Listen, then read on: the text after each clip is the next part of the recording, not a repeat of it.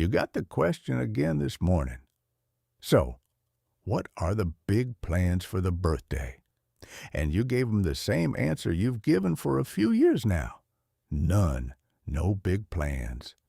Maybe you'll run by the store for a few things. That's about it. And it wasn't that you forgot the date was coming. You knew. It's that you looked at the day square in the face and felt about the same as you'd feel about a Wednesday, which this year is just what it falls on. Now, you say that out loud. I'm not doing anything for my birthday, and watch what happens to the other person's face. Something in it goes soft and worried. They figure a man who's quit caring about his own birthday must be a man who's quit caring, period, winding himself down. But that flat, easy feeling you've got about the whole business, it is not the warning light they take it for. For an awful lot of men your age, it's the opposite of that. It's a sign that something that used to ache in you finally went quiet. And I want to sit with that a few minutes, because how a man comes to feel about his own birthday might be one of the most misread things there is about growing old.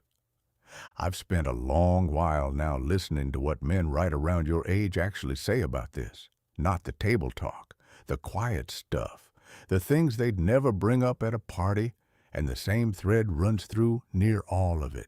So let me try and lay it out for you. Go back a long way with me.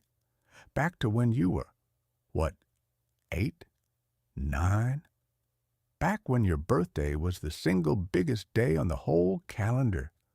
Bigger than Christmas some years, because Christmas, you had to split with everybody.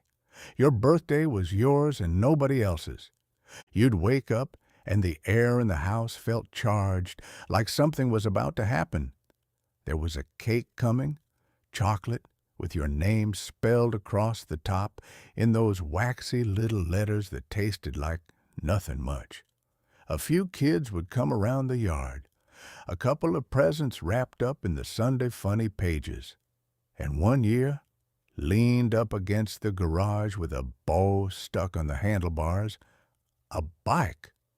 A real one. You can still see it sitting there. You'd counted the days down to it for a solid month before, crossing them off in your head, maybe right there on the calendar hung by the icebox. And for one afternoon, the whole world spun around you. People sang badly, and you sat behind a little row of candles while somebody said, "Go on, make a wish." And you believed all the way down in your gut that the wish just might come true. Because that's what a birthday is when you're small. It's proof. Proof that you matter. Proof that the people around you are flat out glad you got born into this world. A kid hasn't got the words for it, but he feels every bit of it. For one day a year, he is the most important soul alive, and he needs that. We all needed that. But here's where the thing starts to turn, and it turns so slow you never once feel it happening. Think about that number for a second, the age itself. When you're a boy, the number going up is the best part of it. You can't wait to be 10, to be a teenager, to hit 16 and get behind the wheel, to hit 21. Every year the number climbs, and it feels like a door swinging wide open. Then somewhere in the middle of it all, the number quits being a thrill and turns into a kind of threat. They start handing you the over-the-hill cards, the black balloons. Some clown at the office buys you a cane for a gag, ha-ha, real funny. The number going up doesn't feel like a door opening anymore. It feels like one easing shut behind you. And then, if you're lucky, and you stick around long enough, you come out the far side of even that, to a place where the number's just a number again. It doesn't thrill you, it doesn't scare you. 63, 67, 71, it's only the count, and you've quit arguing with it. But we're getting ahead of ourselves, because For a long stretch in there, the birthday stopped being magic and quietly turned into something else. A test. A test you handed everybody around you, without once telling them it was a test. You'd watch. Did your wife remember, or did she just pass you a card on her way out the door? Did the kids call? Did anybody at the plant say a single word about it? Or did the day just slide on by? Nobody noticing the fella at the third desk had gone and got another year older. And if it slid by quiet, if nobody made any fuss, it stung. You wouldn't admit it. Lord, no. You'd wave it clean off. I don't care about that stuff, you'd say, and you about half believed it. But you'd lie there in the dark that night with a little splinter lodged in your chest. Forgotten. The one day that was supposed to be about you, and the world just drove right on past it. A fella told me once about the year he turned 50. His buddies hauled him out someplace fancy, did it up right, the works. And all night he kept waiting on it to feel the way it used to. The yard, the cake, the candles, and it just wouldn't come. He sat there with the food going cold in front of him, feeling let down, and he couldn't have told you why to save his life. And here's the thing he told me that stuck. He couldn't breathe a word of it to a living soul. That was the worst of it. A grown man can't go around admitting his feelings got bruised because nobody made enough of his birthday.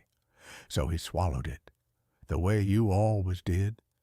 These days, it's the phone that does it. You wake up, and there's all these happy birthdays stacked up on the Facebook, from folks who only remembered on account of the computer popping up and telling them to. People who haven't crossed your mind, nor you theirs, since the last time it popped up.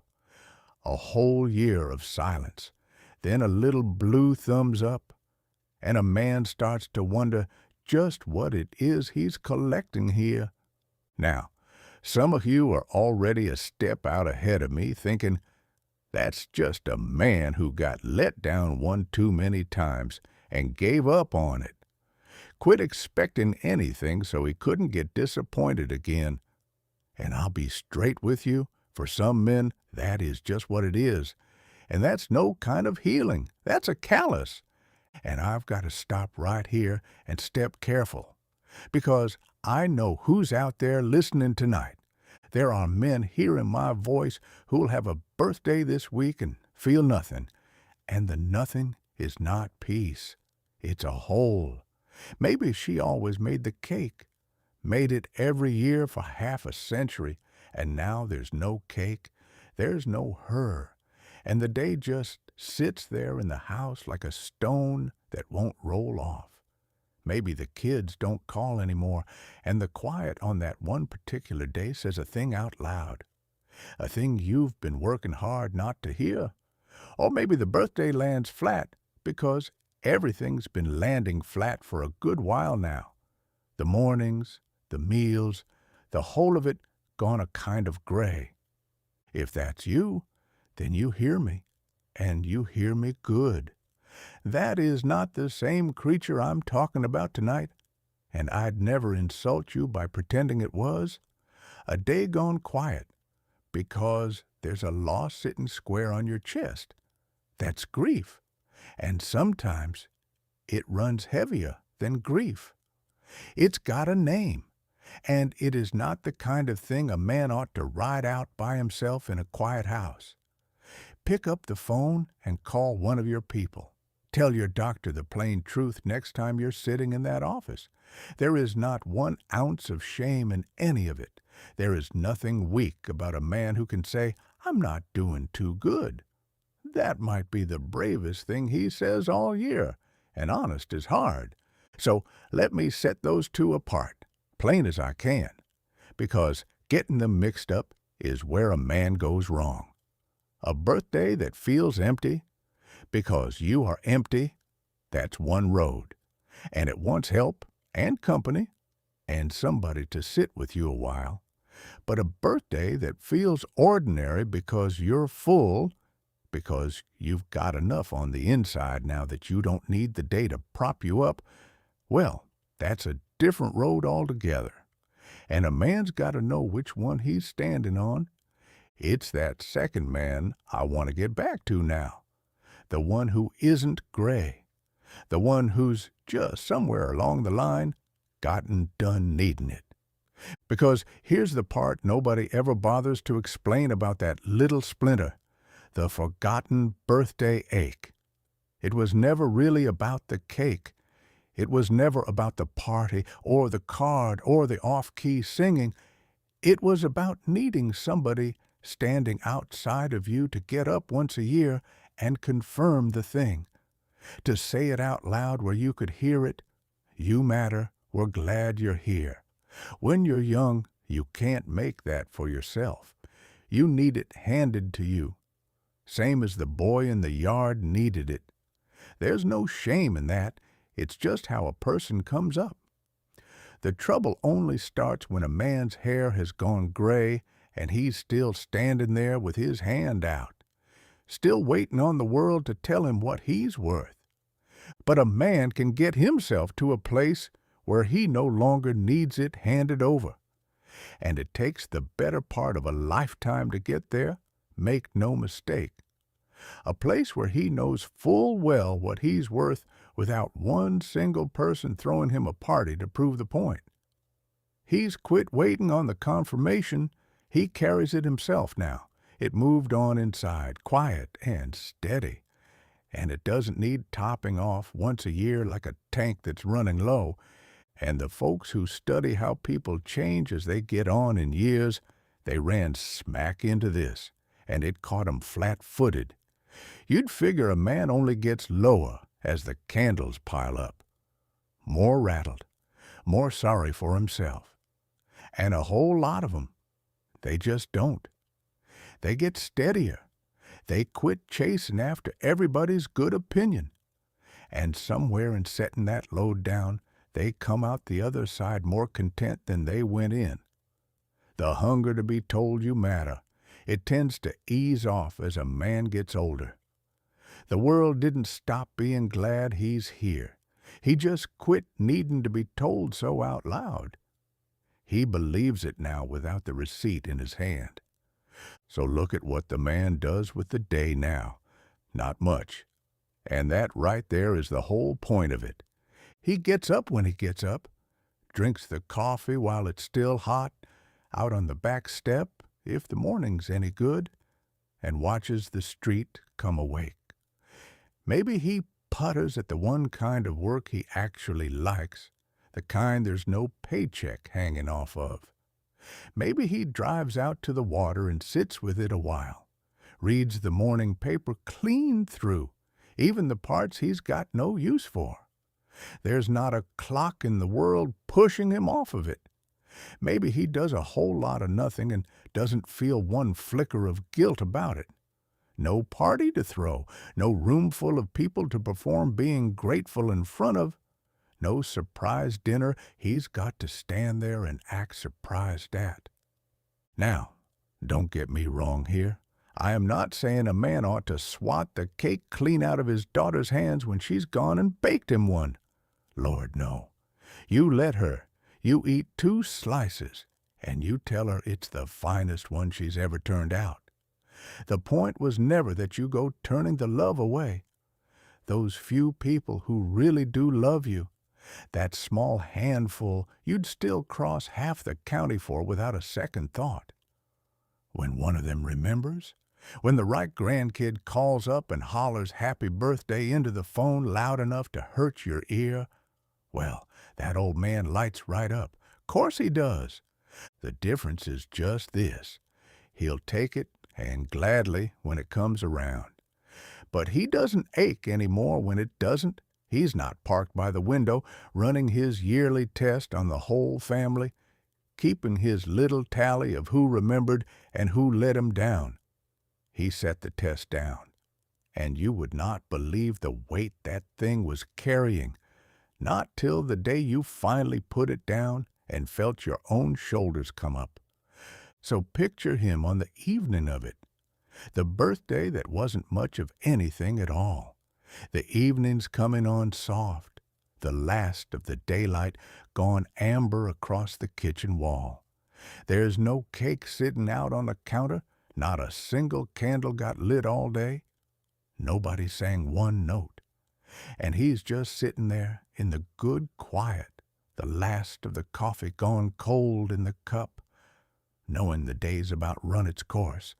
And it was a good day, a quiet one. Nothing happened, and nothing needed to. Because maybe for the first time in all his long years, he didn't need the day to be a thing at all. He just let it be what it was. A Wednesday, and his. That is not a man who gave up on his birthday. That's a man who outgrew needing one. So let me ask you something, and I'd truly like to hear the answer.